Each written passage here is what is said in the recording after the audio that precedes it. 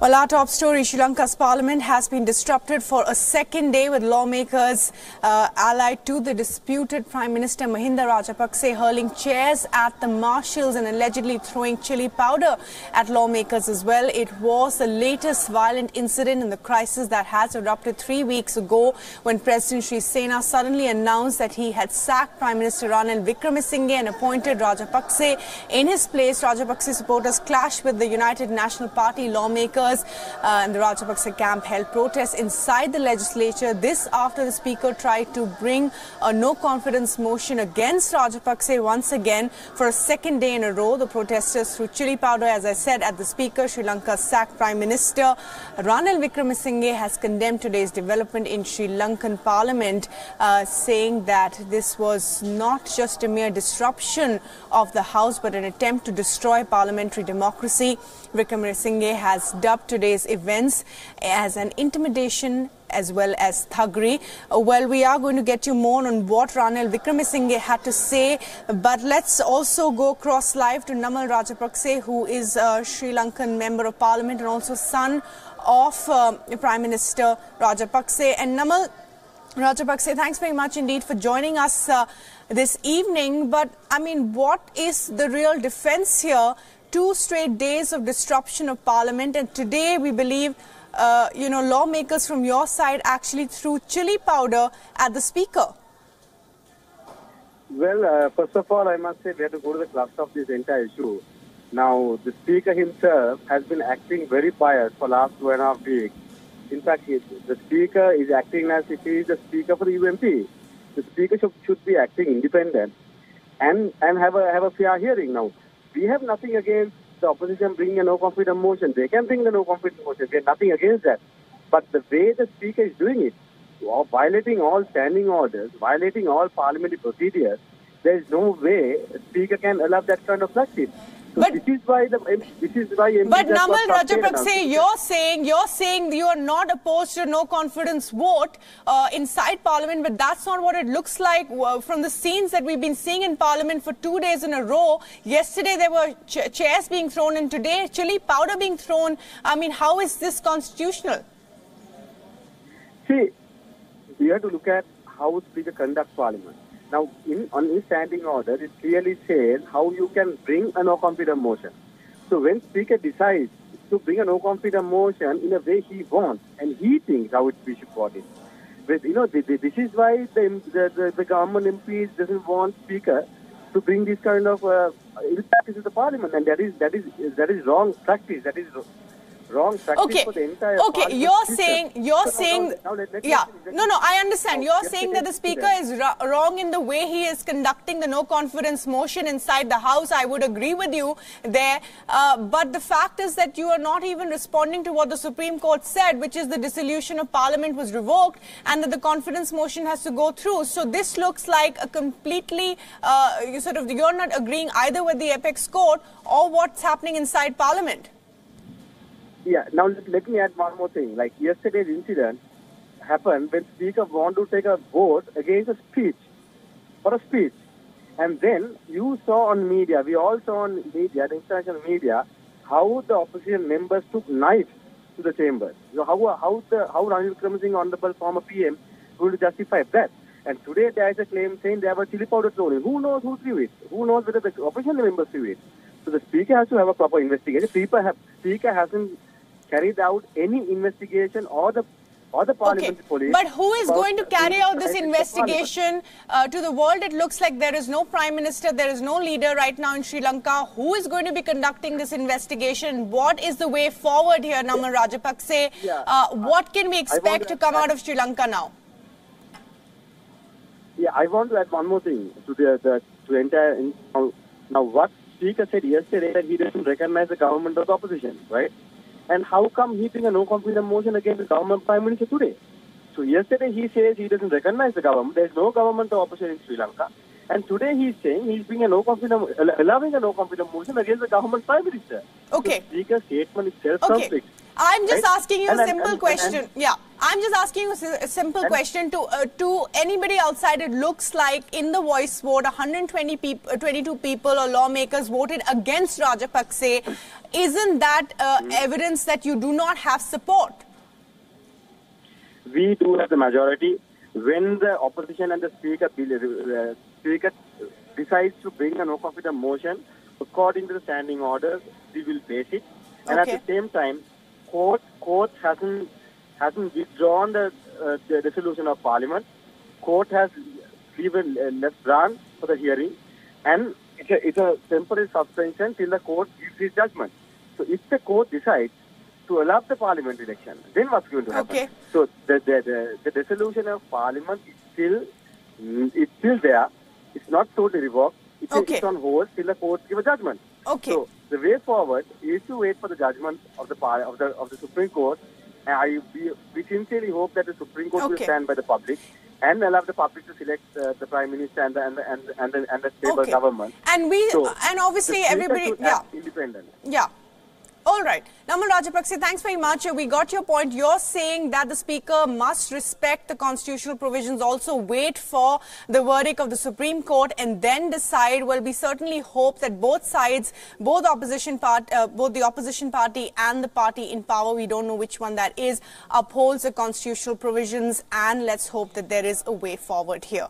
Well, as we said, we've just spoken to Prime Minister Rajapaksa's son, Namal Rajapaksa, who's also a lawmaker. But on the other side, the Deputy Leader of United National Party, Sajid Premadasa, has also spoken to Wion that some irregular steps have led to the current constitutional crisis in the island nation. Premadasa also says that he is ready for any responsibility, be it prime ministership or the leadership of the party. Listen in.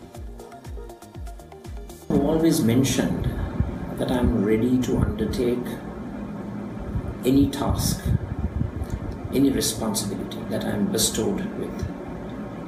But these tasks and responsibilities have to be allocated to me in a prim and proper manner,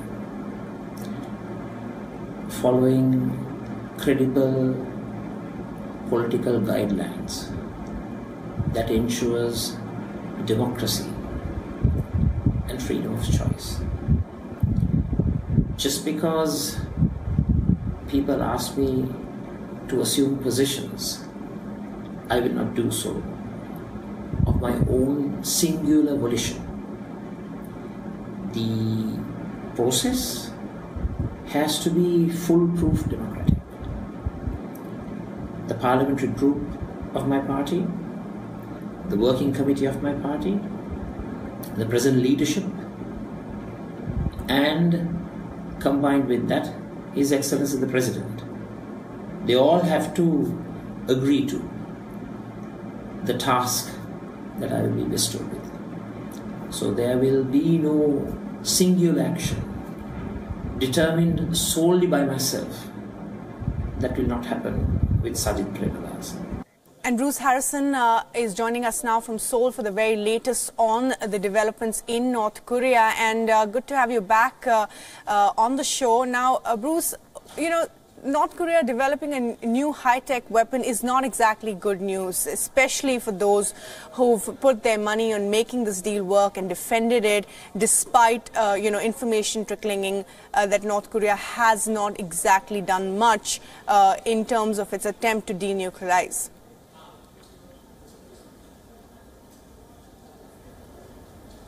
That's correct. I think this could be seen as a sign North Korea may be growing weary of the diplomacy process, the peace process that has unfolded on the Korean Peninsula this year. Perhaps it's not seeing the signs it wanted to from Washington, so it's making this public announcement now that it's tested this tactical weapon.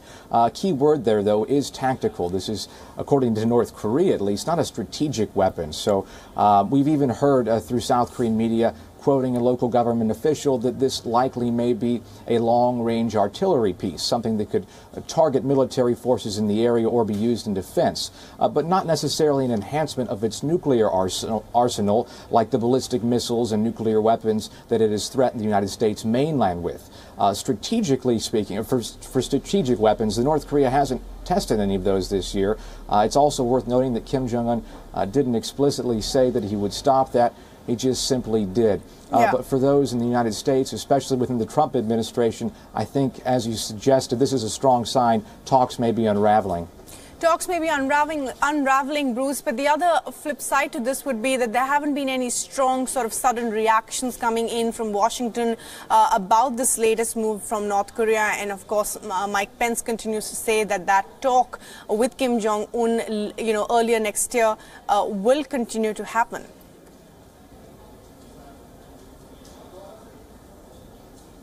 Exactly, and as I suggested, but there is some speculation about what this weapon may be. This is not Kim Jong-un in 2017 threatening the United States directly. So I think President Trump and his administration still thinks there are room for talks. As you said, Vice President Mike Pence says they're not going to require an inventory of North Korea's nuclear arsenal before another meeting. That being said, I think they still expect that full inventory, nuclear weapons, related facilities, in order to reach some sort of peace agreement. I don't think the United States is going to budge on that. So I'm not surprised there hasn't been a strong reaction from Washington. I think they're taking this very carefully, as is the administration here in Seoul, not to condemn North Korea about this. They still think there's room for talks, or at least they can get a second meeting, possibly a second Trump-Kim summit lined up for next year, and then go from there. But overall, as you mentioned, not a lot of progress between the U.S. and North Korea on denuclearization. After reaching too close to a full-scale war, a truce between Israel and Hamas in Gaza seems to be holding. Gazans have started cleaning the rubble of bombed buildings, but an uneasy calm prevails. Wion's Daniele Pagani is on the ground in Gaza and sent us this report.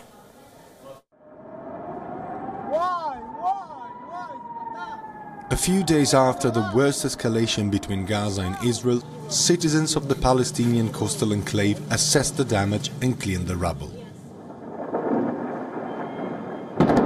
After Hamas launched a barrage of rockets against the southern Israeli towns, the Israeli Defense Forces hit more than 100 military-sensitive targets. The main TV station that Hamas used to broadcast in the Gaza Strip was among the targets. The building is not new to devastation. Behind me lies the rubble of what remains of the headquarters of the Al-Aqsa channel. This was the TV channel that Hamas used to broadcast the news and political debates in and outside the Gaza Strip. It is not the first time that this building has been bombed. Also in 2014 it was destroyed and then rebuilt. Hamas will need to try to rebuild it as quickly as possible if they want to keep using this channel in order to deliver information to the people in the Gaza Strip. But the amount of money needed to rebuild this channel and the amount of equipment needed to rebuild this channel amounts in the millions of dollars and won't be easy to find.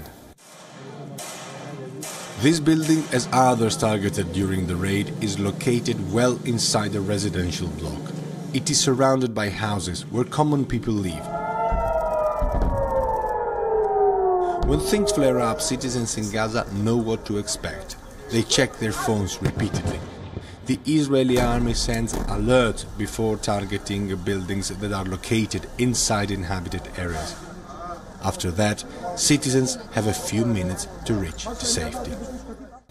The now completely destroyed building that you can see behind me was recently renewed and lies well inside the residential area. The street where it is located is where normal and common people live. There are houses on both sides of this now completely destroyed building. It was a 5-story building where also many collective activities were taking place inside. People living in this neighborhood have no clue if Hamas was conducting any sort of activity. Also, this neighborhood is not a neighborhood which is known to be one of Hamas's strongholds inside Gaza City.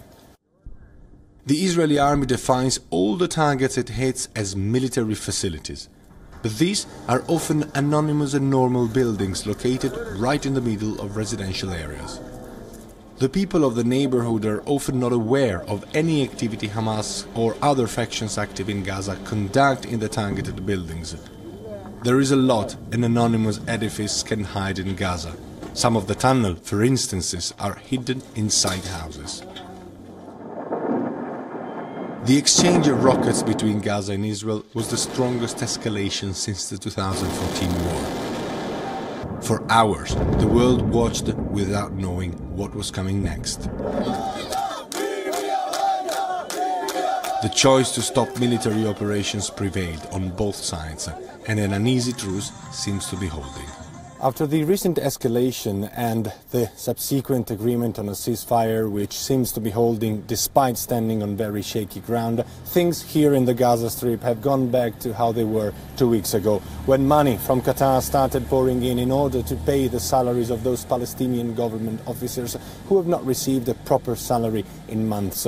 Also, fuel from Qatar came in, and the Gaza Strip finally has some electricity. Everyone here senses that this is withholding as of now, but the truce is very fragile and things can flare up anytime, at any moment.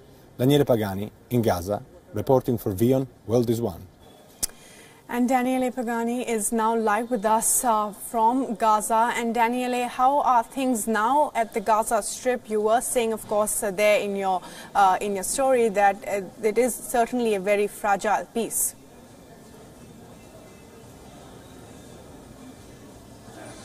The ceasefire has become even more fragile in the last 20 minutes. We received the news of the first 2 Palestinians killed closer to the eastern part of the Gaza Strip. They were demonstrating close to the border. This was one of the major risks that could ignite a new escalation. What could happen is that Palestinians who demonstrated and who showed that they are still willing to protest despite the very tense air and the very fragile truce started going close to the border. They are moving towards the border to keep protesting. The Israeli army said yesterday very clearly that every person who will get closer than 100 meters from the border will be treated like an enemy, which means that he will be considered an enemy, and therefore it will be possible to shoot against him or her.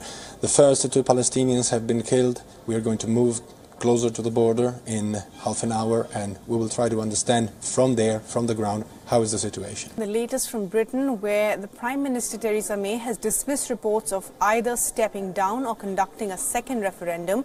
May insisted that she will go ahead with the Brexit plan despite a series of resignations in the last 24 hours or so. During a press conference held late on Thursday, the British Prime Minister vowed to fight for her draft divorce deal with the European Union. May claimed that the course that she has taken is the right one for the United Kingdom. It's a question of the rights of both people from other EU countries living in the UK, but also UK citizens living in other EU countries like yourself there in Spain. And those rights have been protected. If there's no deal, I have said that EU citizens living here in the UK will continue to have their rights protected. And I would expect other countries in the EU to do the same for UK citizens. And the Prime Minister also is staring at a no-confidence motion. A letter of no confidence has been submitted by leading backbench Brexiteer Jacob Rees-Mogg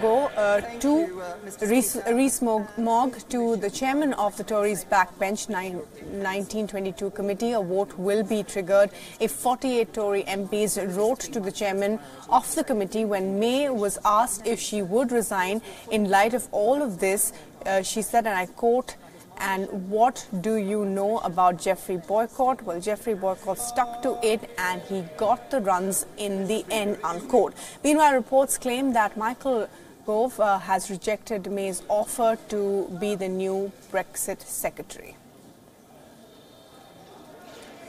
And Mandy Clark is now joining us live for the latest on all of this. And Mandy, good to see you. What's the latest on Theresa May, on Brexit, and of course Michael Gove saying that he's not going to be taking up Brexit secretary's role, but saying that he's not resigned either. Yes, and even more that he backs Theresa May. So last night it was looking pretty bleak. It looked like she was heading directly for a no confidence vote. Now it's kind of it's almost like no news is good news for Theresa May. She did go on radio at 8 a.m. this morning. This is not a prime minister who has courted the media. She often avoids it. So the fact that she is trying to reach out more is an unusual step for her. Michael Gove not resigning was a big bonus, and it's a bad time in politics when your cabinet ministers not resigning is a positive step forward. So that's how it's looking at the moment. The fact that he said he'll back her and try and get a better Brexit deal. Now, the European Union have made it clear this is the only deal that's on the table. They're not open for any more negotiations. Her plan going ahead is to try and push it through Parliament. But of course, Jacob Rees-Mogg, as you mentioned, has put in his letter of no confidence. They need 47 other members, Tory members of Parliament, to do the same. It's not clear how many letters have been handed in, but they're expected to be around that mark. Once they've reached that magic number of 48 MPs, which is 15% of the party, then there'll be a no confidence vote. And that is expected to happen. The Theresa May's supporters say they do expect there will be a no confidence vote, but they are positive that she would likely win it. And that's because there isn't really another leader that most of the party will support to take over her position. She's seems like the best choice for right now. And that's in light of the Brexit clock that's ticking on down. They don't really have time for another leadership contest and also to negotiate Brexit in the deals they want. So possibly there'll be a no confidence vote. She might survive it, but then she still has to get it through Parliament.